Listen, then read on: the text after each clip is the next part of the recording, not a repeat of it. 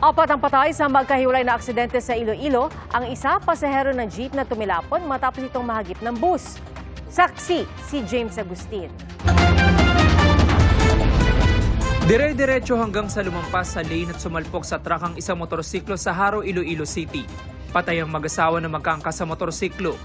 Nakaligtas naman ang kanilang apong 5 taong gulang na nasa gitna ng mag-asawa nung mangyari ang salpukan. Ayon sa ina ng babaeng nasawi, galing ang mag-asawa sa isang pagtitipon sa beach resort sa Leganes. Sa piyak ang kinabuhi, kung mangyapon sila, pinalanggaday, mangyapon sila nga dua. Inilagay sa kustudiya ng mga pulis ang driver ng truck, pero pinakawalan din matapos magdesisyon ng kabilang panig na makipag-areglo. Hindi kita maka-aristo sang driver kay tiara saya sa iya right of way sang natabong aksidente. Sa Santa Barbara, Iloilo, taxi naman ang bumangga sa isang bus. Dahil dyan napaabante ang bus at nahagip ang bahagi ng isang papasaherong jeep.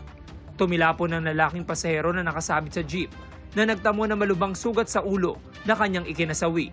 Nasawi rin ang driver ng taxi. Sugatan ng 2 pang pasahero ng jeep. Ayon sa driver ng bus, paliko siya sa U-turn slot nang pinagbigyan ng paparating na jeep. Pero nagulat na lang siya nang masalpok ng taxi sa likod.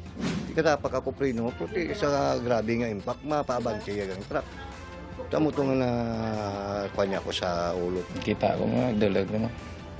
Diretso tayo. Pagtadla nga na yun, nagabante truck na. Nasa kustudiya ng mga pulis ang 2 driver.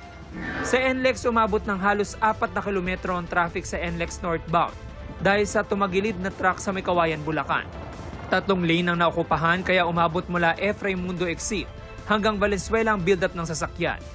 Para sa GMA Integrated News, ako si James Agustin, ang inyong saksi. Mga kapuso, maging una sa saksi.